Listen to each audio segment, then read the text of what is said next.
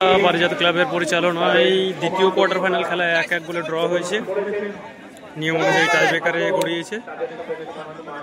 নীল তুতে কালারের জার্সিতে রয়েছে রুদ্রনগর শক্তি সংঘ, অপরদিকে গোলকিপার রয়েছে ক্যাপ্টেন হিসাবে বিকলনগরের টিম। বিকলনগর ভালো ফুটবল প্রথম অর্ধে খেলেছে, একটি গোলও এসেছিল অবশ্য প্রথমার্ধের খেলায়। অপরদিকে রয়েছে টিম রুদ্রনগর, তারা দ্বিতীয়ার্ধে অসাধারণ লড়াই দিয়েছে এবং তার ফল 1-1 গোলে ম্যাচটা ড্র করতে পেরেছে।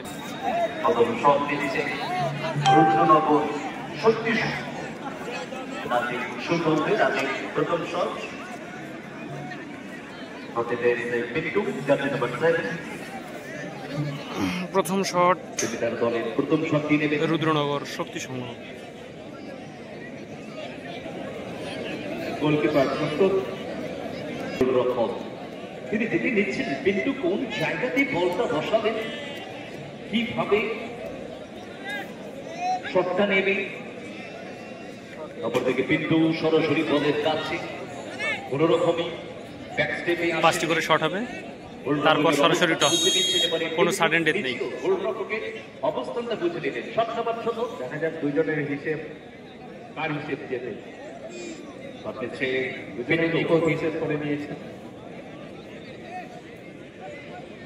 প্রথম শট পিন্টু, টানটা উত্তেজনা দর্শকদের মধ্যে, আমাদের মধ্যে। প্রথম শট সেভ হয়ে গেল, ব্যাড লাক। খেলার মাঝে অবশ্য একটা শট বারে লেগেছিল, প্রথম শট সেভ হয়ে গেল বিকলনগরের। রুদ্রনগর প্রথম শটে গোল করতে পারল না।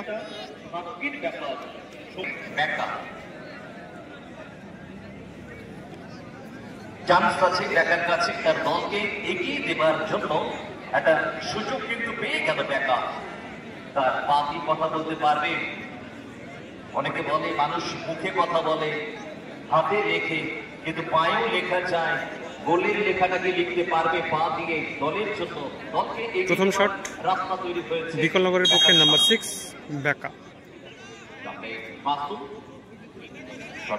তবে এই মাঠটা কিন্তু মাসুমের জন্য পয়া মাঠ। এই মাঠ থেকেই জয়ের গাথা রচনা করেছিল মাসুম, খুব অল্প বয়সের গোলকিপার হিসেবে। শটে পাওয়ার থাকার জন্য গোল হয়ে গেল, খুব ভালো গোল। মোটামুটি 1-0 প্রথম পর্ব, প্রথম শটে 1-0 বিকলনগরে ব্যাকা শট করে বলকে মোটামুটি এগিয়ে রেখে তারা পিছিয়ে। দ্বিতীয় শট তাদের জন্য অত্যন্ত গুরুত্বপূর্ণ, শটে গোল করতে পারবে, এছাড়া কোনো রাস্তা নেই। নাম্বার 10 কিন্তু এবারও অনেকটাই ভাগ্যের সহায়তার সঙ্গে ঢুকলো। এর আগেরটা প্রথম শটটা বারে লেগে বাইরে গেছিল, এটা বারে লেগে ঢুকে গেল। শাহরুল দ্বিতীয় শট বিকলনগরের পক্ষে নাম্বার 9। দেখা যাক এই শটটা সেভ হয় নাকি গোল।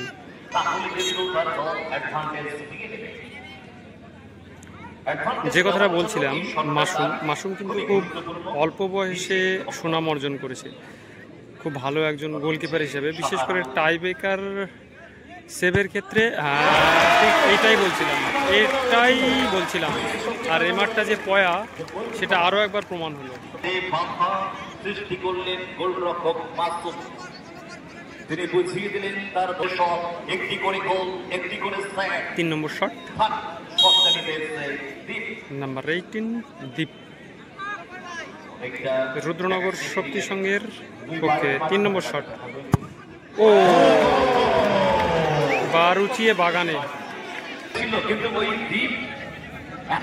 নম্বর শট বিকলনগরের পক্ষে নাম্বার 10 সাহিল রাজা গোল, খুব ভালো, এক্সেলেন্ট গোল। কমপ্লিট করলো আপাতত এগিয়ে বিকলনগর, তারা এগিয়ে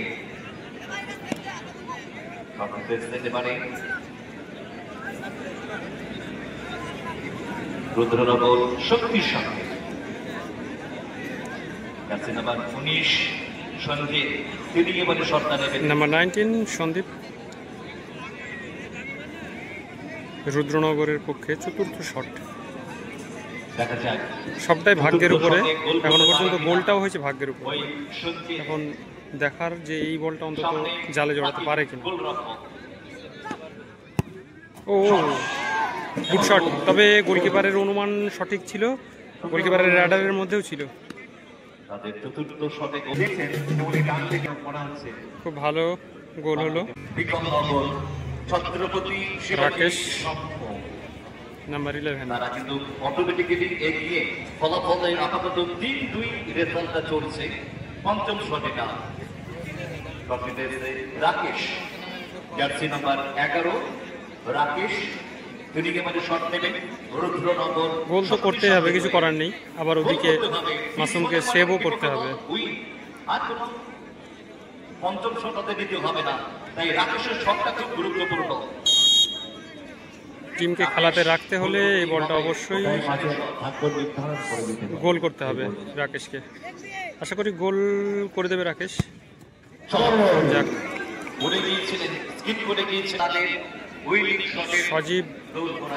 সজীব অবশ্য ভালোই শট নেয়, এখন দেখার। এই শটে গোল হলে জিতে যাবে বিকলনগর। নাম্বার 8 সজীব উইনিং শট।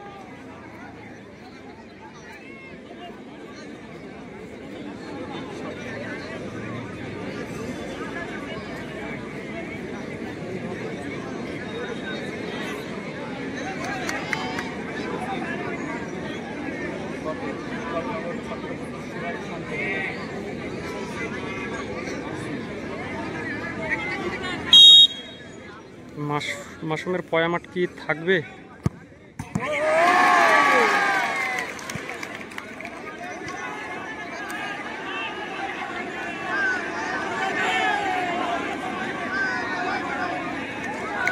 Save save. এখন টস হবে। যাক, এটা ভালো অবশ্যই যে অন্তত সাডেনডেতে একটা করে পাবে। যে সাডেনডে শুরু হচ্ছে, অন্তত একটা করে শট। খেলা গড়ালো সাডেনডেতে জয়ের হাতছানি, যে জয়ের সুযোগটা ছিল সেই জয়ের সুযোগটা পেল 1-1। একটা চান্স দুটি দলের ক্ষেত্রে।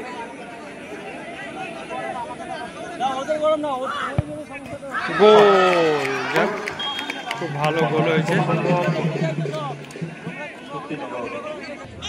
প্রথম গোলটা করেছিল এই আলফাজ। দেখা যায় সাডেনডেতে দলকে টসের দিকে নিয়ে যেতে পারে কিনা। এই শটে গোল করতেই হবে। পরবর্তীতে টস আলফাজ সামনে মাসুদ লড়াই চলছে। এই শটে গোল করতে হবে, না হলে জিতে যাবে রুদ্রনগর শক্তি সংঘ। ও